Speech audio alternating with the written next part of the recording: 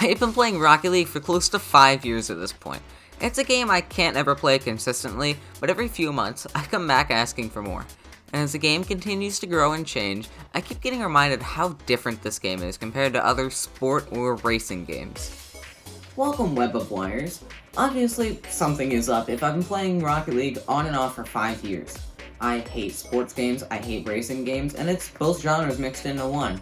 I want to look into why the game is the way it is, and how it sets itself apart from other games, the positives, the negatives, and its history. Rocket League is simple to understand and hard to master gameplay. It's just soccer, but with cars instead of people. You can jump, boost, drive, and drift. After about an hour, you're able to hit the ball and use all your controls pretty easily.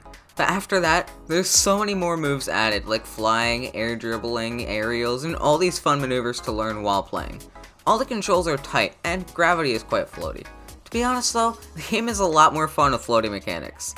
It opens the doors to newer players being able to hit the ball easily, and it makes using boost in the air so much easier to handle. But once you finally get a basic understanding of the controls, it can be one of the most fun and tense multiplayer games you have ever played.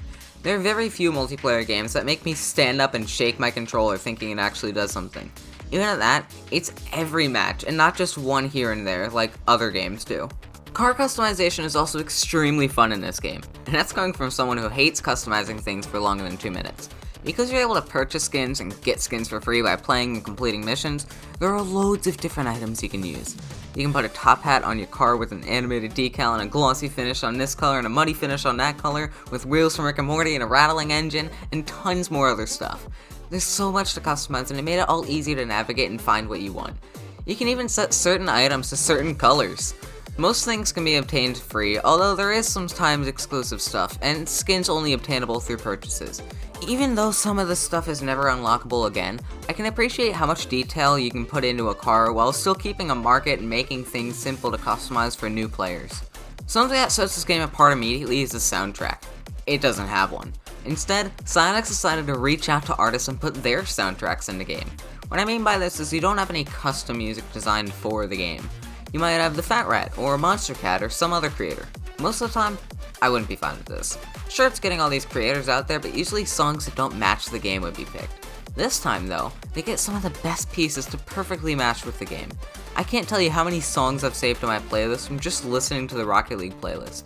Even better, you can directly add them on Spotify if you're playing on PC, which is great. It opens the doors to a lot more artists getting their names out and a fresh feeling of launching the game every couple months. There are a few other little positives as well. The game is free to play now, there's cross-platform multiplayer, and there's a digital market. I paid the full $15 on PlayStation back in 2016, and then I got the physical on Xbox for $20. There are a few things they gave me for previously owning the game, which is nice, but nothing super cool. Other than that, I love the fact that it's free and cross-platform. My one friend doesn't have a PC, so it makes it easy to play something different with him. That, and now I can link my Xbox, PlayStation, Switch, and PC accounts all together now. I got it free on Switch and PC, so the fact I can play the game anywhere and share a save is great. There's that stuff, and the game modes. There's your usual soccer, but there's also Drop Shot, Snow Day, Hoops, Competitive, Rumble, Heat Seeker, Spikeball, and so many more to choose from. Rocket League is also split screen on PlayStation and Xbox, so local multiplayer is perfect, especially because of how easy it is to communicate and how fun it is for everyone. Before I talk about the negatives, I want to go over a bit of its history. Most people probably didn't know, but the game technically did not release in 2015. It was released in 2008 on PS3, titled Supersonic Acrobatic Rocket-Powered Battle Cars, and it was $3. I've never played this game, but from what I've heard, it's literally the same thing, except with different physics and a lot less features. It didn't get much funding because most studios who they pitched to thought it was stupid, forcing them to rush the game out and leaving a bigger mess than intended. It got mixed reviews, but 2 million downloads. The game's servers are still online though, so if you want to give it a shot, be my guest. After Rocket League released on PS4 and PC on July 7, 2015, it was hit with 8s and 9s and even a couple 10s by critics. It was getting consistent updates, new skins, and developed a dedicated competitive and casual community. It even got a couple awards, which is neat. The game had a lot of cross-promotion, including Reddit, Monster Cat, Halo, Rick and Morty, Portal, Gears of War, Mario, Ghostbusters, Hot Wheels, Beat Saber, and a ton of other franchises.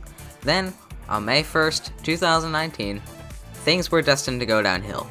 Epic Games purchased Rocket League. The game went free and had cross-platform support, but in return, they added a battle pass, more expensive skins, locked trading behind a paywall, a switch from Steam to Epic Games, and they just had so many more microtransactions added.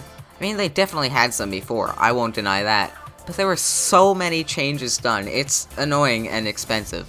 Which leads me to a few negatives. Because the game is free, all competitive ranks are all screwed up now more than ever. Multiplayer can be really weird for first timers. The music and the menu screens are all copyrighted. Sorry streamers. The game was taken off of Steam's page, forcing people to switch to the Epic Games launcher. The community can get extremely toxic extremely quickly. The game is nearly impossible to play without a controller. All the new keys and transactions are confusing, even to me after playing over 35 hours since it went free. It still requires me to put the disc in the Xbox, even though it's free to everybody. The game is horribly optimized in some cases for consoles, specifically drop shot and whenever someone scores. And finally, some skins don't transfer over between consoles due to copyright issues. I don't really want to end this on a bad note, but that's how the game made me feel. Negative, that after so much time and so much fun put into the game, something just had to ruin it right at the end. Don't get me wrong, the game itself is so much fun to play for hours. But because the game is free and filled to the brim with so many confusing microtransactions to the point where I would just wish they left the loot boxes in from the beginning, it feels like a cash grab. If only they didn't get sued for loot boxes.